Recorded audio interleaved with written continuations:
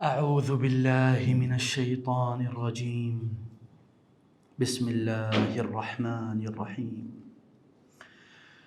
الحمد لله رب العالمين الرحمن الرحيم مالك يوم الدين إياك نعبد وإياك نستعين اهدنا الصراط المستقيم صراط الذين أنعمت عليهم غير المغضوب عليهم ولا الضالين آمین. اللہ اکبر. کتنی خوبصورت صورت ہے، اللہ کی قسم.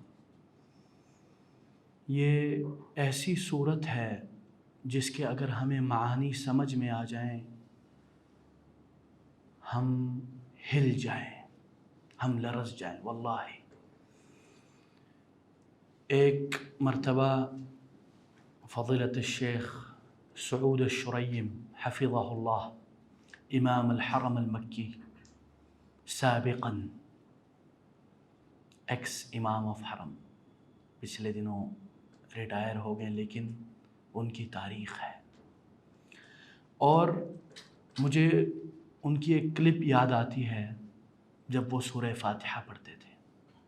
اس سورہ فاتحہ میں وہ روئے تو میرے ایک ساتھی یا شاگرد کہہ رہے، وہ پوچھتا ہے استاد جی اس میں رونے کی کیا بات ہے؟ تو میں نے بولا بیٹا جی اسی میں ہی تو رونے کا سب کچھ ہے.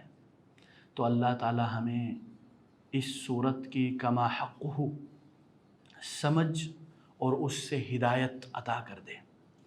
اور میں آپ لوگوں کو پچھلے لیکچرز کے چند پوائنٹس ایز اے ریمائنڈر، ایک تو یہ ذہن میں رکھے کہ ہم ابھی کلام اللہ، اللہ اکبر، اللہ کے کلام کو پڑھ رہے ہیں اور اس کو سمجھنے کی قاصر کوشش کر رہے ہیں. اور اس سے سب سے اہم بات، اس میں سے ہم ہدایت اخذ کرنے کی کوشش کر رہے ہیں، گائیڈنس. اور اگر ہدایت مل جائے تو خلاص، دس از دا ریئل سکسیسفل لائف. تو آئیے سب سے پہلے ہم اس صورت کے بارے میں جاننے کی کوشش کرتے ہیں کہ یہ اس صورت کی کیا تاریخ ہے. دیکھیں، ہم اگر دیکھیں اللہ کے فضل و کرم سے ایک مسلمان گھرانے میں پیدا ہوئے ہیں، یہ اللہ کا بڑا انعام ہے. واللہ just imagine if your family wasn't Muslim family تو آج ہم کہاں ہوتے. واللہ یہ اللہ کا بڑا کرم ہے کہ ہم ایک اسلامک گھرانے میں پیدا ہوئے. لیکن the question is that کہ ہم جب سے ہم نے شعور سنبھالی ہے، یا جب سے ہم قرآن پڑھ رہے ہیں یا نماز پڑھ رہے ہیں، ہم دیکھیں روزانہ کتنی ہمارے اوپر، اگر ہم صرف فرض ہی دیکھ لیں، تقریباً 17 ٹائمز ہم سورہ فاتحہ پڑھتے ہیں. اگر ہم سورہ فاتحہ 17 ٹائم پڑھتے ہیں، خواتین ادھر تشریف لے جائیں، بارک اللہ فیکم.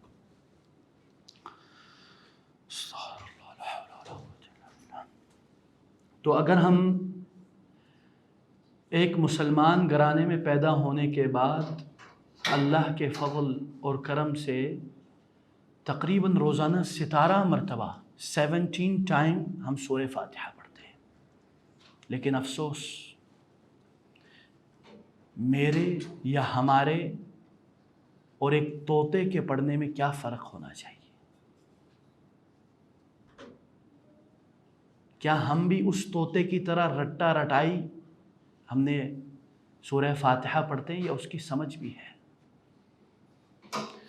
سورہ Fatiha you can say it's a opening chapter of Quran, اور Surah Fatiha is a question and whole Quran is the answer.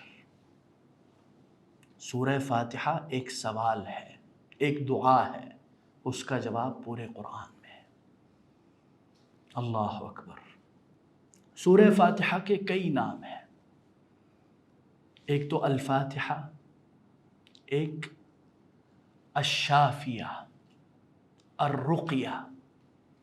یہ نام کس وجہ سے پڑھا؟ اس کی صحیح بخاری میں روایت ہے کہ ایک مرتبہ حضرت ابو سعید الخدری رضی اللہ عنہ، کیونکہ عرب کے زمانے میں اور آج کل بھی بڑے مہمان نواز ہیں، واللہ آج بھی عرب جو اصل عرب ہیں، جو ماڈرنزم سے متاثر نہیں ہیں اور ان کے جو پرانے طور طریقے ہیں، آج بھی وہ بڑے کرم نواز ہیں۔ بکریوں پہ بکری، اونٹنیوں کے اونٹنی آپ کے سامنے وہ ذبح کرتے ہیں مہمان نوازی میں۔ تو اس لیے اس زمانے میں جو عرب قبائل مہمان نواز نہیں ہوتے ان کو برا مانا جاتا تھا۔ تو ایک مرتبہ حضرت ابی سعید الخدری رضی اللہ عنہ اپنے چند ساتھیوں کے ساتھ بطور قافلہ ایک قبیلے کے یعنی گاؤں سے گزر رہے تھے، تو انہوں نے ضیافت نہیں کی۔ ایک روایت میں انہوں نے ویلکم نہیں کیا، کوئی ہاسپٹیلٹی شو نہیں کی۔ پھر کیا ہوا کہ دوسری روایت میں بخاری کی کہ ان کا جو سردار ہے اس کو کسی حشرۃ الارض نے کاٹ لیا، زہریلے حشرے نے، بچھو نے، عقرب بولتے ہیں اس کو۔ تو ایک خاتون آئی ان کے پاس، جاءت فتاة جیسے روایت میں ہے، اور انہوں نے کہا کہ هل منکم من راق، کیا تم میں سے کوئی ایسا ہے جو دم کرنے والا؟ تو حضرت ابو سعید الخدری آگے بڑھے اور انہوں نے کس چیز کا دم کیا؟ اللہ اکبر، سورہ فاتحہ کا دم کیا، صرف اور صرف سورہ فاتحہ کا۔ اور امام ابن القیم رحمہ اللہ، اس کے بعد یہ ہوا کہ جب انہوں نے سورہ فاتحہ کا دم کیا، اس زہریلے مادے سے اللہ تعالیٰ نے اس کو شفا دے دی بإذن اللہ بسورۃ الفاتحہ۔ یہ اس کے خصائص میں تھے، اسی لیے اس کو الشافیہ کہتے ہیں۔ تو سورۃ الفاتحہ اس ناٹ اونلی یعنی شفاء لما فی الصدور نہیں، صرف روحانی بیماریوں کے لیے نہیں بلکہ ریئل فزیکل بیماریوں کے لیے بھی سورہ فاتحہ ایک علاج کے طور پر باقاعدہ استعمال ہونا چاہیے، اور ہم نے ہوتے ہوئے دیکھا بھی ہے، اور علماء نے اس کا بیان بھی کیا ہے۔ جیسے کہ امام ابن القیم رحمہ اللہ ذکر کرتے ہیں کہ ایک مرتبہ میں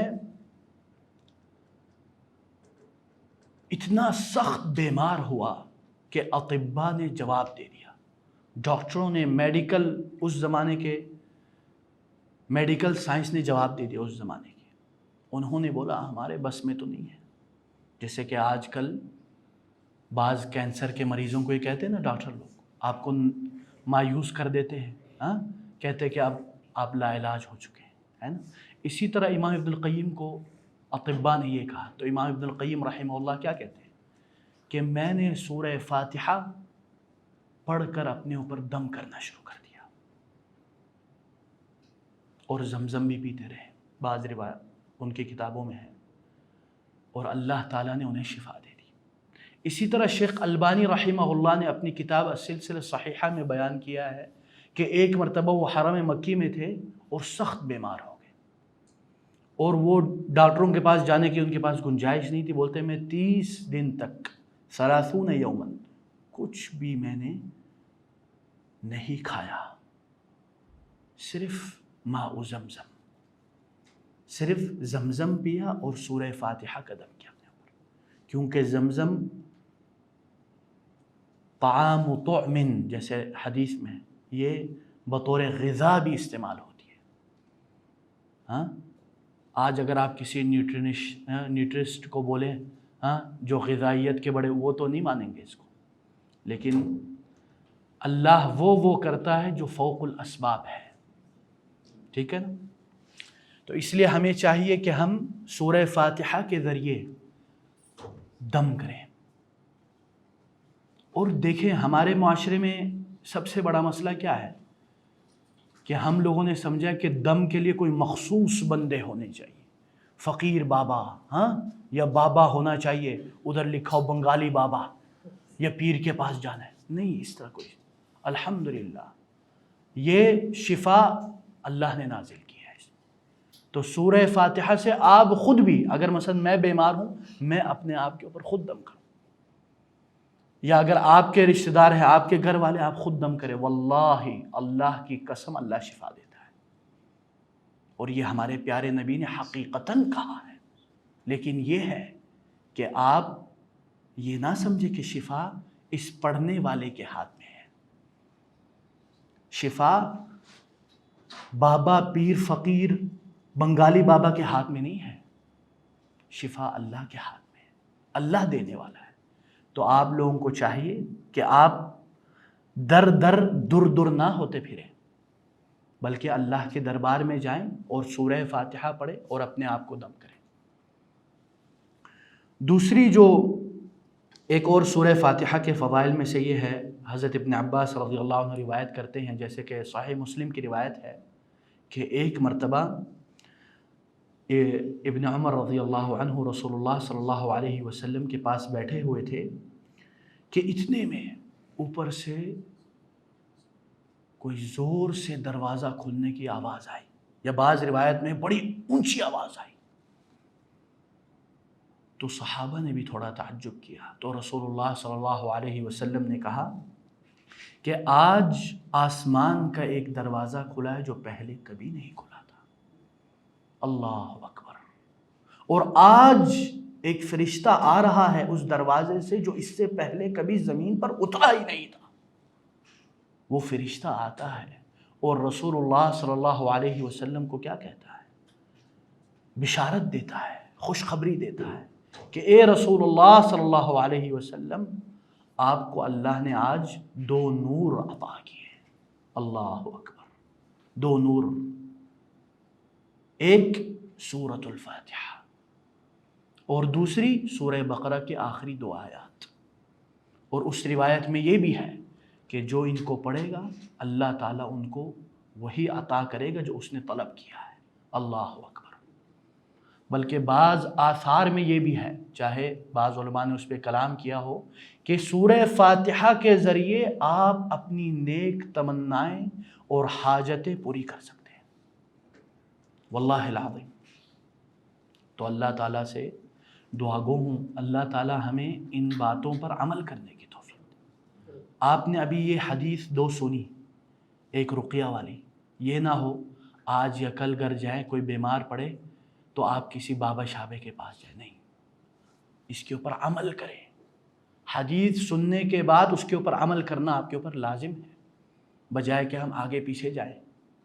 خاص کر ہماری خواتین، اللہ ان لوگوں کو جزائے خیر دے، بڑے جذبے والے ہیں، لیکن کبھی کبھی جذبات میں ہم آگے پیچھے چلے جاتے ہیں. تو اس لیے ہمیں چاہیے کہ ہم، اگر ہمارے بچے بیمار ہو، اگر میرا بیٹا ہو یا میری بیٹی بیمار ہو، تو میرے اندر تڑپ ہوگا نا، دل میں درد ہوگا. تو دل کی گہرائیوں سے آپ ان کو دم کریں. بارک اللہ فیکم. ادھر آ جائے بیٹا، آپ ادھر آ جائیں. اللہ اکبر. اور اسی طرح اب ہم شروع کرتے ہیں انشاءاللہ اللہ کے نام سے. اللہ کے نام سے شروع کرتے ہیں جو بڑا مہربان ہے، نہایت رحم والا ہے. بسم اللہ الرحمن الرحیم. سورہ فاتحہ کے اور بھی فضائل ہیں لیکن اختصاراً بسم اللہ الرحمن الرحیم، اللہ کے نام سے شروع کرتا ہوں. اللہ. امام بخاری نے اپنی صحیح البخاری میں کتاب الوضوء میں یہ ایک باب درج کیا ہے کہ باب التسمیۃ علی کل حال. جب بھی آپ کوئی کام شروع کریں تو کیا کہیں؟ بسم اللہ الرحمن الرحیم. اللہ اکبر. اور بسم اللہ کے متعلق بعض علماء یا بعض مفسرین یا بعض لوگ کہتے ہیں کہ یہ اس امت کی خصوصیات میں سے ہے، یعنی بسم اللہ صرف اس امت کو عطا کی گئی ہے، اس سے پہلے کسی کو عطا نہیں کی گئی۔ لیکن یہ بات محل نظر ہے، اس کے لیے ہم قرآن سے ہی دلائل پیش کریں گے کہ پچھلی امتوں میں بھی بسم اللہ ہی کہا جاتا تھا، جیسے کہ سورہ نمل کی آیت ہے، جب حضرت سلیمان علیہ السلام نے ملکہ سبا کی طرف اپنا پیغام بھیجا تو اس وقت کیا کہا؟ اِنَّهُ مِن سُلَيْمَانَ، پھر وَإِنَّهُ بِسْمِ اللَّهِ الرَّحْمَنِ الرَّحِيمِ، یہ سلیمان کی طرف سے ہے لیکن اللہ کے نام کے ساتھ شروع کرتے ہیں۔ ہاں، اللہ کے نام سے انہوں نے شروع کیا۔ اور اسی طرح جب حضرت نوح علیہ السلام اپنی کشتی میں انہوں نے اپنا سفر شروع کیا تو ادھر کیا کہا؟ وَقَالَ ارْكَبُوا فِيهَا بِسْمِ اللَّهِ، اللہ اکبر۔ تو اس سے یہ ثابت ہوتا ہے کہ اس سے پہلے بھی بسم اللہ الرحمن الرحیم کہا جاتا تھا۔ اور اللہ کے نام سے شروع کرنے کا کیا مقصد ہے؟ عربی میں صرف یہ جو حرف با ہے نا، اس کے کئی معانی ہیں، لیکن ادھر جو ہے بعض علماء نے 3 معانی بیان کیے اس با کے۔ با المصاحبہ، اللہ کے ساتھی، اللہ کے ساتھ، یعنی یا اللہ تیرے بغیر میں کچھ شروع بھی نہیں کر سکتا۔ المصاحبہ، مصاحبت کو کہتے ہیں بسم اللہ۔ اور اسی طرح بعض علماء نے ادھر ایک اور با کے متعلق یہ کہا ہے کہ با البرکہ، اللہ کے نام کے برکت سے، بسم اللہ الرحمن الرحیم، یعنی اللہ کے نام کے ساتھ اور اللہ کے نام کی برکت سے۔ اور آخری جو معنی ہے با الاستعانہ، یا اللہ تیری مدد کے بغیر میں کچھ کر ہی نہیں سکتا، تیری مدد کے بغیر میں کچھ بھی نہیں ہوں۔ بسم اللہ میں یہ 3 معانی آتے ہیں۔ تو اس کا مطلب یہ ہوا تیرے نام سے، تیرے نام کے ساتھ، تیرے نام کی مدد حاصل کرتے ہوئے، تیرے نام کی برکت حاصل کرتے ہوئے میں یہ کام شروع کرتا ہوں۔ اللہ اکبر۔ یہ 3 معانی ہے بسم اللہ میں۔ کیا ہم لوگوں نے کبھی بسم اللہ کہتے ہوئے یہ معانی ہمارے ذہن میں ہوتے ہیں؟ بڑا سوال ہے۔ اور اسی طرح یہ بھی یاد رکھیں کہ رسول اللہ صلی اللہ علیہ وسلم کو جب پہلی وحی نازل ہوئی تھی اس میں کیا تھا؟ اقرأ بسم ربک، اللہ کے نام سے شروع کر یا پڑھ۔ آج ہم لوگ کبھی کبھی زبانی طور پر تو بسم اللہ کہہ دیتے ہیں، لیکن یہ معانی اندر نہیں ہوتے، تو اس وجہ سے کام نہیں ہوتے، پھر ہم اللہ سے شکوہ کرتے ہیں۔ کس منہ سے شکوہ کرتے ہیں؟ ہم تو شکوے کے، ہمارے پاس بھی کوئی حق ہی نہیں ہے اللہ سے شکوہ کرنے کے لیے۔ You don't have any right to complain۔ پتہ ہے کیوں؟ کیونکہ اللہ نے جو ہمارے اوپر نعمتیں عطا کی ہیں ہم اس کے مستحق نہیں ہیں۔ واللہ we don't deserve these نعمتس۔ ہم فقیر لوگ ہیں، یہ تو اللہ کی کرم نوازی ہے کہ اس نے ہم فقیروں کو کچھ عطا کر دیا، تو اس میں سے وہ کچھ چھین لے یا اٹھا لے یا لے لے تمہارے فائدے کے لیے، پھر ہم کس منہ سے شکوہ کرتے ہیں؟ یہ معانی ہمارے اندر ہونا چاہیے۔ اور اگر آپ دیکھیں بسم اللہ میں توکل بھی ہے، بسم اللہ میں توکل بھی ہے۔ کیسے؟ انسان کبھی کبھی اپنے وسائل پر بڑا گھمنڈ کرتا ہے، انشاءاللہ ایوری تھنگ از سیٹ، انشاءاللہ کام ہو جائے گا آپ کا، گارنٹی 5 days، ہے نا، گارنٹی دیتے نا، but in reality we don't have any guarantee. ہم بولتے ہیں نا انشاءاللہ آپ کا سولر لگ جائے گا 3 دن میں، ہاں، یا 5 دن میں، لیکن نہیں ہوتا۔ کیوں؟ ہم نے سوچا ہمارے پاس وسائل ہے، میرے پاس آفس ہے، میرے پاس بندے ہیں، انشاءاللہ ہو جائے گا۔ کیوں؟ ہمارا ایک اعتماد اعلیٰ اور توکل یا توکل اس اسباب پہ ہو گیا، ہے نا۔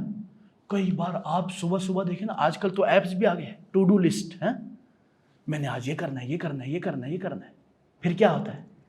کچھ بھی نہیں ہوتا۔ کیوں؟ کیونکہ آپ نے اس پر توکل نہیں کیا جس پر کرنا چاہیے۔ آپ نے آج کل کے اینڈرائڈ اینڈ ایپل پہ آپ نے ریلائی کیا ہے کہ انشاءاللہ میرے پاس تو گاڑی بھی ہے، آج کل سب ماشاءاللہ A1 ہے، میں کر لوں گا۔ اسی لیے بعض سلف کہتے تھے، ان سے پوچھا جاتا تھا کیف عرفت ربک، اپنے رب کی معرفت کیسے حاصل کی؟ تو کیا کہتے ہیں؟ عرفت ربی بفسخ العزائم، میں نے اپنے رب کو اس وقت پہچانا، اس وقت مجھے اس کی معرفت عطا ہوئی جب میرے جو ارادے، میری جو پلاننگ ہے وہ چوپٹ ہو گئے، وہ اس طرح نہیں ہوئے جس طرح میں چاہتا تھا، تو مجھے یقین ہو گیا کہ ادھر ایک اور ذات ہے جو اس دنیا کو چلا رہا ہے۔ ہاں، تو اس لیے میرے پیارے بھائیوں، ان معانی کو اپنے ساتھ لے کے چلیں۔ اور کبھی کبھی ہم مانگتے بھی ہیں تو اس میں غلطی کر جاتے ہیں۔ مثلا ایک عالم دین ایک ہیں، انہوں نے قصہ بتایا اپنے کزن کا۔ کھیت کی کاشتکاری ہوتی ہے، ان کی 1 ایکڑ زمین تھی، اور اس کاشتکاری کے لیے ایک فکس ٹائمنگ ہوتا ہے، کچھ دن، یعنی 8 دن 9 دن، اس میں زمین کی نمی اور کئی چیزیں، کئی ایلیمنٹس کو دیکھا جاتا ہے۔ اس ٹائمنگ میں اگر نہ کرے تو آپ کی کاشتکاری برباد ہو جاتی ہے۔ تو وہ جو زمین والا ہے، ذمہ دار، وہ ٹائم آ گیا، وہ صبح جا رہا تھا تو کیا دیکھتا ہے کہ ادھر سے بادل منڈلا رہے ہیں، بارش کا سما ہوا چاہتا ہے۔ اب اس کے دل میں آیا، ہائے، اب اگر بارش ہو گئی تو میری تو پوری زمین بنجر ہو جائے گی، میری ساری پلاننگ خراب ہو جائے گی۔ تو وہ بتاتا ہے ان عالم دین کو کہ اس وقت میں نے اللہ کی طرف، آسمان کی طرف دیکھا اور اللہ سے ایک درخواست کی کہ اے اللہ، بس 8 دن ہی کی بات ہے، مجھے صرف 8 دن دے دے، ہاں، ہے نا۔ تو کیا ہوا؟ وہ بولتے کہ اللہ نے میری سن لی، وہ بادل سائڈ پہ ہو گئے۔ کبھی ایسا ہوتا ہے نا، ہمیں لگتا ہے ابھی بارش ہونے والی ہے، پھر نہیں ہوتی، تو اسی طرح ہوا ادھر۔ لیکن اس نے کیا مانگا؟ 8 دن۔ اس کا کیا مطلب ہے؟ اس کا مطلب ہے وہ یہ سوچ رہا تھا کہ 8 دن میں تو انشاءاللہ میں کر لوں گا، میرے ٹریکٹر تیار ہے، میرے ملازمین میرے سارے تیار ہیں، میں 8 دن میں کر لوں گا۔ لیکن اللہ کا یہ کرنا ہوا کہ وہ ان 8 دنوں میں وہ کر ہی نہیں سکا۔ اللہ اکبر۔ تو کبھی کبھی ہم مانگنے میں بھی غلطی کر دیتے ہیں۔ اسی طرح اگر آپ دیکھیں دعا الاستخارہ میں، کچھ آج کل کے نوجوانوں کے عجیب و غریب مسائل ہیں، ہاں، یہ لو اور لسٹ کے چکروں میں پڑ جاتے ہیں، پھر ہم سے آ کے پوچھتے ہیں کہ میں استخارہ کرنا چاہتا ہوں، لیکن میں یہ کہنا چاہتا ہوں کہ یا اللہ مجھے یہ والی دے دے۔ واللہ میں نے خود یہ سوالات فیس کیے، بس شیخ صاحب مجھے یہ صیغہ بتا دے، الگ والا نا، یہ والا نہیں چاہیے مجھے۔ آپ یہ نہ بولے یا اللہ جس میں خیر ہو، آپ مجھے یہ بولے کہ بس یا اللہ اسی میں ہی خیر رکھ دے۔ واللہ ایسے میں real I am not fantasy کی بات نہیں کر رہا. میرے سامنے ماشاءاللہ یونیورسٹی کے بچے بیٹھے ہوئے، وہ مجھ سے زیادہ جانتے ہیں. ہاں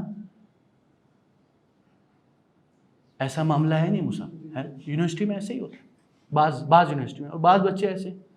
اب ان کو میں بتاتا ہوں بیٹا یہ نہ ہو کہ تم آج ایک مخصوص دوشیزہ کو مانگ لو، ہاں، اور کل اسی میں شر نکلے پھر. کیونکہ اللہ تعالیٰ کیا کہتا ہے؟ انا عند ظن عبدی بی. تو جو دعائے استخارہ ہے اس میں آپ خیر طلب کریں. آپ یہ دعا کریں یا اللہ جس میں خیر ہے، اللہم انی استخیرک بعلمک واستقدرک بقدرتک فانک تعلم ولا اعلم. اے اللہ میں تجھ سے استخارہ کرتا ہوں، مشورہ طلب کرتا ہوں، خیر کی مانگ مانگتا ہوں. وَأَسْتَقْدِرُكَ بِقُدْرَتِكَ، اللہ اکبر، تیرے قدرت عالیہ کے مطابق تجھ سے مانگتا ہوں.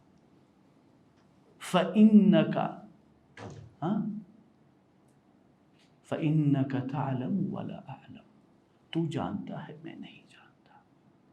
اللہم ان کنت تعلم، اے اللہ تیرے ازلی علم میں لکھا ہوا ہے، تیرے علم میں ہے ان فی ھذا الامر خیر، ہاں اگر اس امر میں کیا ہے؟ خیر ہے. تو خیر کی طلب کریں اللہ سے. اس میں بھی اپنی جو ہے نا، ہماری جو آج کل کے برین کا ٹیڑھا پن ہے وہ بھی نہ گھسائے اس میں. اللہ اکبر.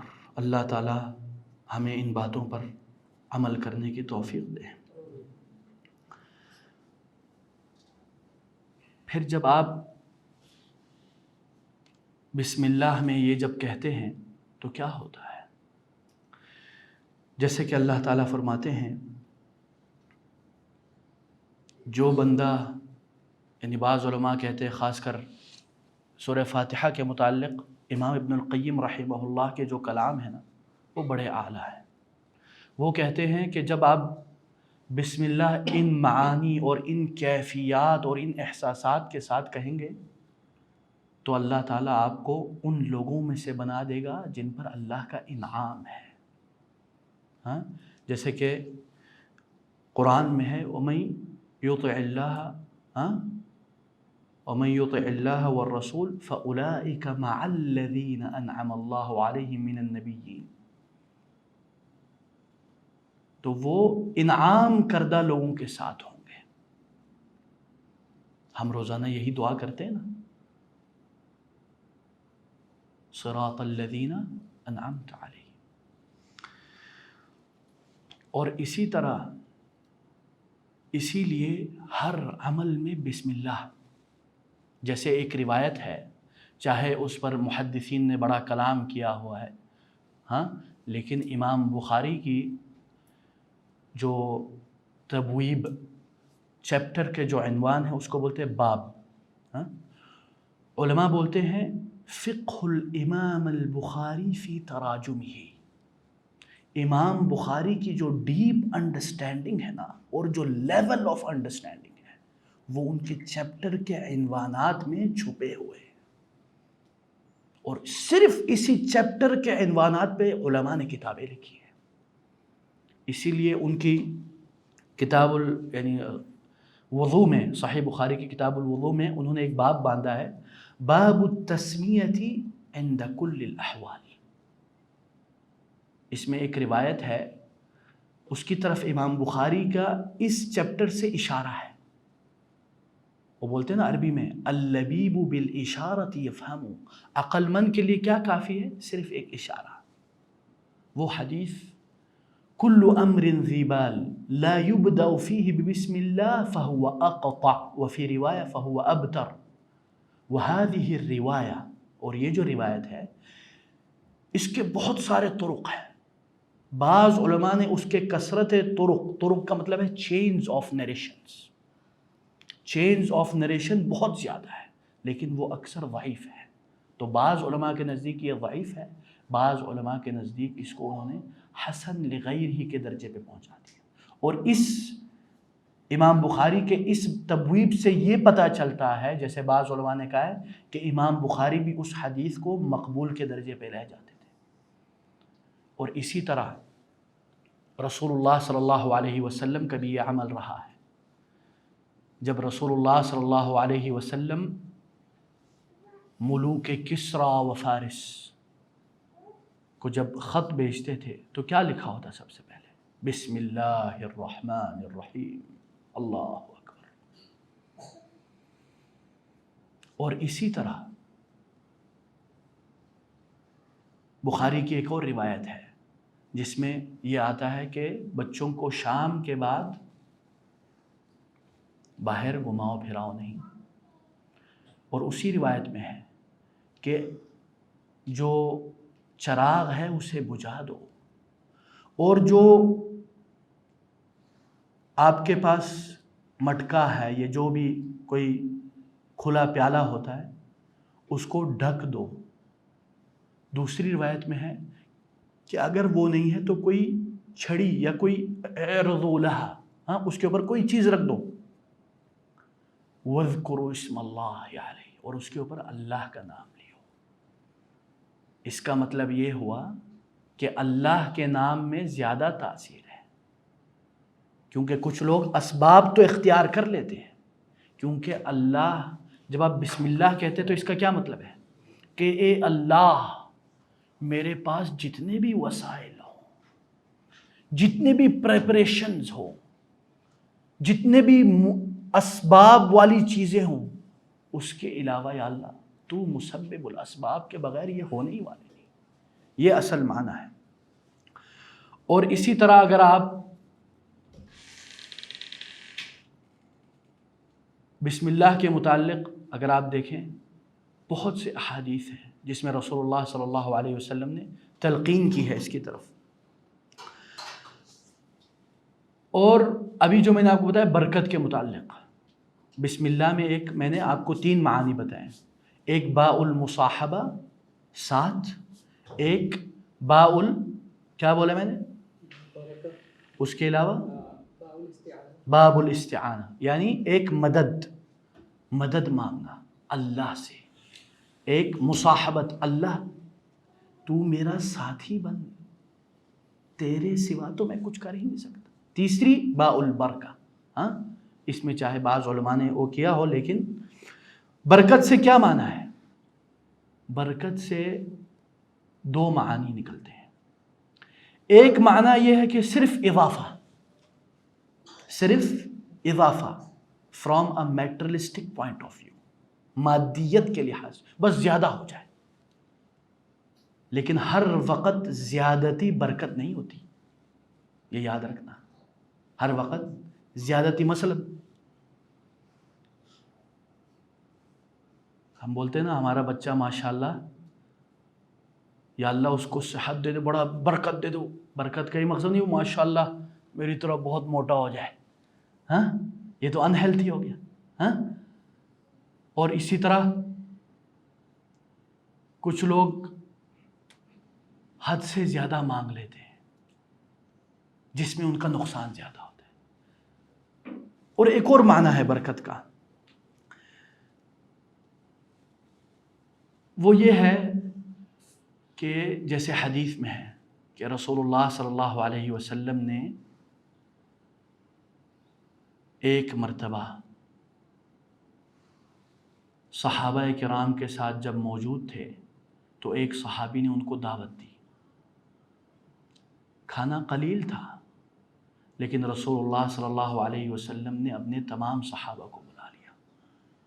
اس میں برکت بھی آئی معجزاتی طور پر بھی، لیکن وہ برکت کیسی تھی؟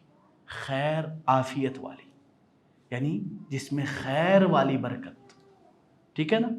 مثلا ایک بندہ ہے جس کے ماشاء اللہ ایک مہینے میں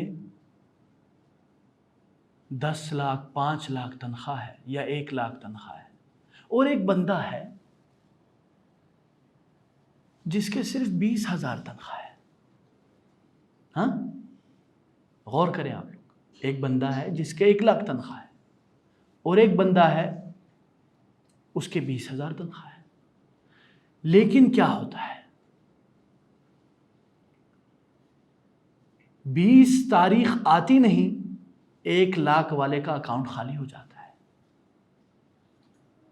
وہ اس 20,000 والے سے 1,000 کا قرضہ مانگتا ہے اور اس 20,000 والے کے اکاؤنٹ میں ماشاءاللہ بچت بھی ہے، کمیٹیاں بھی لگائی ہوئی ہیں۔ ہاں تو کبھی کبھی صرف اور صرف ہم چیزوں کو میٹرلسٹک پوائنٹ آف ویو سے، ہم نے گلاس پہنا ہوتا ہے نا، کتنا ہے تیرے اکاؤنٹ میں کتنا ہے، اس سے ہم اس بندے کو جانچ رہے ہوتے ہیں، لیکن ہم یہ نہیں دیکھتے کہ وہ اس زندگی میں کیسی زندگی گزار رہا ہے۔ کبھی کبھی زیادہ پیسے والے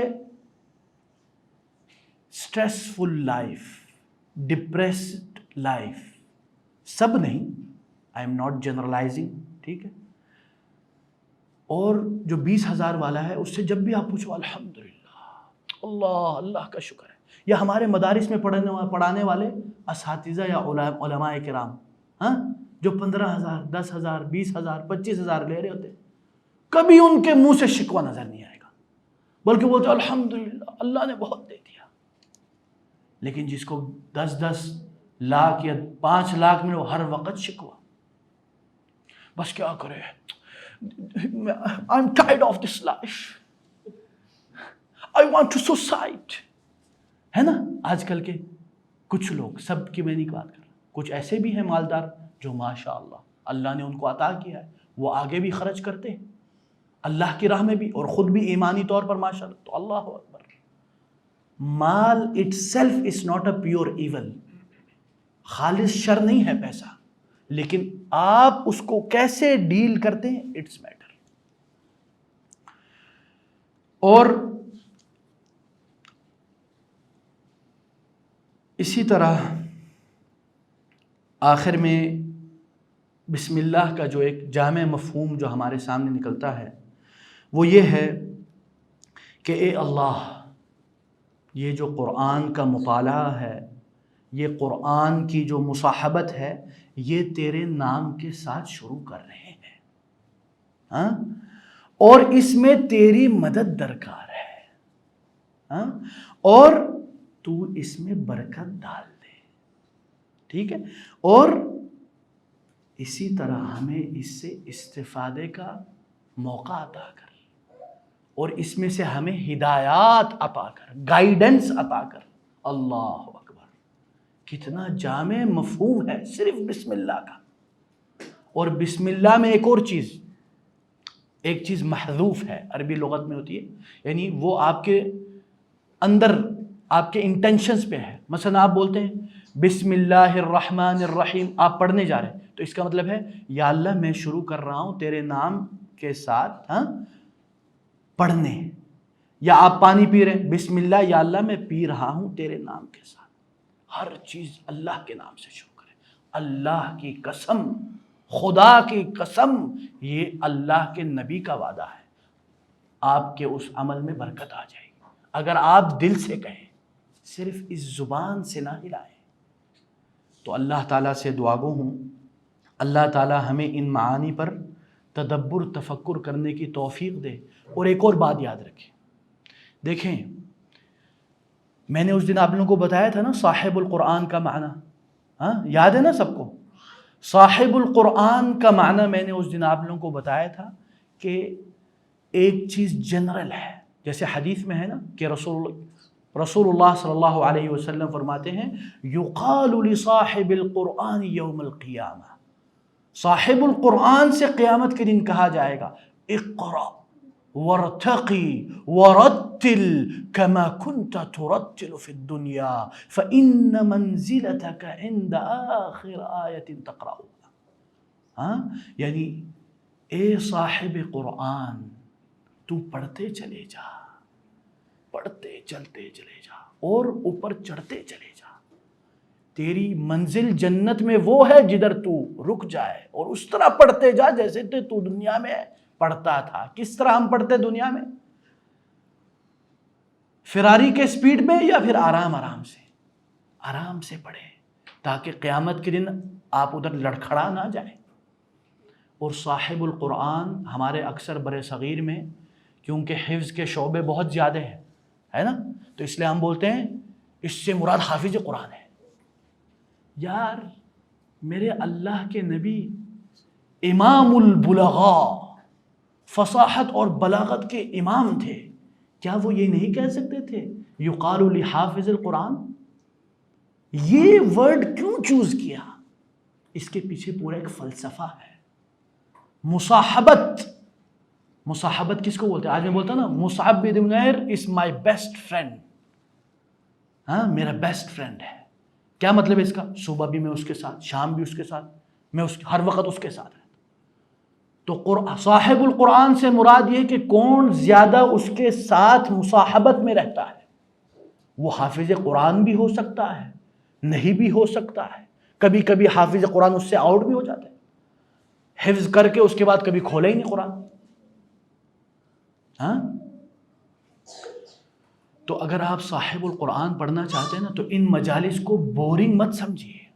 یہ اللہ کی نعمت ہے. اللہ نے دیکھے نا، ابھی دیکھیں لوگ روڈوں پہ گھوم رہے ہیں، لا ابالی پن. ان کو یہ نہیں پتا کہ ہم اس دنیا میں کس لیے آئے ہیں، کیوں آئے ہیں، ہم کدھر جا رہے ہیں. ہاں ہے نا. لیکن اللہ نے ہمیں ادھر سے چن، کوئی مسئلہ نہیں. بچے کو کھیلنے دے، بچے کو مزے کرنے دیں، وہ بھی قرآن سے مستفید ہو، مجالس سے برکات اٹھائے، کوئی مسئلہ نہیں. بچوں کو کھیلنے دیں، ان کو منع نہ کریں. دیکھیں کتنے لوگ باہر ہیں لیکن اللہ نے ہمیں چنا ادھر لایا ہے نہیں. تو اس لیے سب کہیں الحمدللہ. واللہ اللہ کی بڑی نعمت ہے مجھ فقیر پر بھی واللہ. اور دوسری بات، آپ ان کو جتنا آپ چاہتے ہیں قیامت کے دن آپ کو صاحب القرآن کہا جائے، آپ گھر میں بھی پڑھتے رہیں، سمجھنے کی کوشش کریں اور ادھر بھی آتے رہیں. آپ یہ نہ کہیں واٹ از دس، ایک آیت میں پورا 1 گھنٹہ لگا دیا. بھائیوں زندگی لگ جائے قرآن میں، خدا کی قسم یہ خوش نصیبی ہے. امام شیخ الاسلام ابن تیمیہ رحمہ اللہ سجن دمشق، جیل میں تھے وہ، 80 بار انہوں نے قرآن ختم کیا اس مقام پر. ہاں پھر بھی کیا کہتے ہیں آخر میں؟ کہتے ہیں ہائے افسوس میں نے قرآن کو اس کا حق ادا نہیں کیا. حالانکہ ان کی پوری عمر قرآن اور حدیث میں لگ گئی. اور آج اگر ہم 1 گھنٹہ ایک آیت میں لگائیں تو ہمیں یہ بھاری پڑتا ہے. لیکن اگر کسی موٹیویشنل اسپیکر، برانڈڈ مین وہ آ جائے، no problem, 3 hour 4 hour no problem, but I will give you fees also, 10,000 6,000 20,000. لیکن قرآن کے لیے ہائے افسوس. تو میرے پیارے بھائیوں، اس قرآنی مجالس کو بوجھ نہ سمجھیں بلکہ اس کو نعمت سمجھیں اور اللہ کا شکر ادا کریں. تو اللہ تعالی ہمیں ان معانی پر غور و فکر کرنے کی توفیق دے. جزاکم اللہ خیر. آپ لوگوں نے بڑے غور سے سنا، جتنا غور سے سنا اللہ اتنا ہمیں غور سے عمل کرنے کی توفیق دے. اللہم نور قلوبنا بالقرآن واجعل القرآن ربیع قلوبنا وجلاء احزاننا وہمومنا وغمومنا.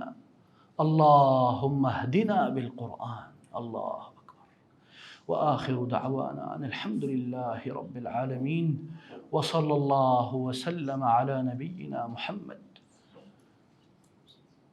آپ میں سے اگر کسی کا کوئی سوال ہو تو فقیر حاضر ہے آپ کی خدمت کے لیے. اور یہ بھی ذہن میں رکھیں جب بھی ان مجالس میں آئے فقیری اختیار کر کے آئے. جیسے میں نے اس دن آپ لوگوں کو بتایا نا فقر محمدی، جیسے ابن قیم رحمہ اللہ نے بتایا، اور میں بار بار کہوں گا اس کے بارے میں. کچھ باتیں ہیں جو میں ہو سکتا ہے آپ کو ہر مجلس میں بار آپ کے سنا کے نا آپ کو یاد دلاؤں گا واللہ، کیونکہ یہ وہ معانی جو بار بار یاد دلانے چاہیے. ٹھیک ہے، کیونکہ فقیری میں ہے اصل امیری. ٹھیک ہے، بارک اللہ فیکم. جی کوئی سوال ہو؟ جزاکم اللہ خیر. جی مصعب. شیخ بسم اللہ فاتحہ کا پارٹ ہے یہ، اس میں راجے کون سا ہے کہ وہ فاتحہ کا پارٹ ہے کہ نہیں ہے؟ ماشاء اللہ بارک اللہ فیکم brother, ask a very good question. وہ بول رہے ہیں کہ بسم اللہ الرحمن الرحیم کیا یہ سورہ فاتحہ کا پارٹ ہے یا نہیں؟ دیکھیں اس میں علماء کا اختلاف رہا ہے، ٹھیک ہے نا. تو اس میں بعض علماء کہتے ہیں کہ پارٹ ہے، بعض کہتے نہیں ہے. لیکن کیونکہ اگر آپ دیکھیں سبع المثانی 7 آیات، تو اس کو مد نظر رکھتے ہوئے اور اسی طرح جو حدیث ہے قسمت الصلاۃ بین عبدی نصفین بینی و بین عبدی نصفین، یہ جو حدیث ہے اس میں شروع ہوتی ہے الحمدللہ رب العالمین. تو ان چیزوں کو مد نظر رکھتے ہوئے علماء جو محققین علماء وہ یہی ترجیح دیتے ہیں کہ بسم اللہ الرحمن الرحیم it is not a part. لیکن اس میں اختلاف ہے، علماء کے اپنے دلائل ہیں، انشاءاللہ زیادہ کوئی گمبھیر مسئلہ نہیں ہے انشاءاللہ. کیا ہوا؟ اچھا جزاک اللہ خیر. کوئی اگر یعنی خواتین کا کوئی سوال ہو تو یہ ہم نے گروپ بنایا ہوا ہے، آپ لوگ اس گروپ میں سوال بھیج سکتے ہیں انشاءاللہ، یا آپ لوگ پوچھنا چاہیں تو پوچھ سکتے ہیں، کوئی حرج نہیں انشاءاللہ. بارک اللہ فیکم. کوئی سوال نہیں ہے؟ ماشاء دیکھیں جب کوئی سوال نہیں ہوتا نا تو ہمارے ایک استاد ہوتے تھے، اس کے 2 معانی ہیں ناراض نہیں ہونا آپ لوگ کا. وہ بولتے یا تو کسی کو کچھ سمجھ ہی نہیں آیا یا تو ماشاءاللہ سب سمجھدار ہیں. تو اللہ آپ لوگوں کو سمجھدار بنا دے. بارک اللہ فیکم. ٹھیک ہے احباب، کوئی سوال ہے آپ لوگوں کا؟ خواتین کی طرف سے کوئی سوال ہو تو پوچھ سکتے ہیں آپ، کوئی مسئلہ نہیں. آواز انشاءاللہ کوئی حرج نہیں ہے. اور اسی طرح میں یہ بھی بتانا چاہتا ہوں کہ ادھر الحمدللہ ہم نے حفظ کی کلاسیں ہم یوتھ میٹر میں شروع کر رہے ہیں. ایک تو شام میں چل رہا ہے ہمارا حفظ کا پروگرام، ایک صبح میں چل رہا ہے. لیکن ابھی آپ لوگ یہ نہ سمجھے کہ میں نے صاحب القرآن کا تو اس کا مطلب میں حفظ کے خلاف ہوں یہ کیونکہ ہو سکتا ہے اس طرح کوئی میسیج چلا جائے بٹوین دا لائنز، تو میں حفظ قرآن کے خلاف نہیں، لیکن میں حفظ ود انڈرسٹینڈنگ، سمجھ کے ساتھ، وداؤٹ فورسنگ، بغیر مجبوری کے اس کے نفرت پیدا ہو جائے. واللہ میں بھی حفظ کرتا تھا، اللہ معاف کرے. ہمارے ایک استاد ہوتے تھے افغانی سعودی عرب میں، وہ رات کو جو چھڑی ہے نا اس کو پانی میں ڈبو کے رکھتے تھے اور صبح اس کو دھوپ میں رکھتے ہیں، بولتے اس سے صحیح لگتا ہے. پھر وہ دن کو جب ہم نہیں سناتے نا، واللہ آپ لوگ مت پوچھیں، یہ اور کمر سب لال لال واللہ. تو اس سے پھر نفرت پیدا ہو جاتی. تو اس لیے ہم نے یہ شروع کیا حفظ کا پروگرام، خاص کر شام کے ٹائم بھی ہے ہمارے پاس 2 سلاٹ ہیں. ایک تقریباً عصر سے 7 o'clock تک، 4 سے 7 o'clock تک ہے، اور اسی طرح صبح انشاءاللہ 8 سے 1 بجے تک انشاءاللہ 1 جون سے شروع ہونے والا ہے. تو اس میں سے اگر آپ کوئی چاہیں، مثلا ہمارے پاس یعنی شام کے ٹائم اسکول پہ جو جاتے ہیں بچے وہ بھی آتے ہیں، ہوم اسکولنگ والے بھی آتے ہیں. اس میں ہم ہر 2-3 دن کے بعد تربیت سیشن بھی کرواتے ہیں، اور اس میں روزانہ ہم پیرنٹس کو رپورٹ بھی بھیجتے ہیں.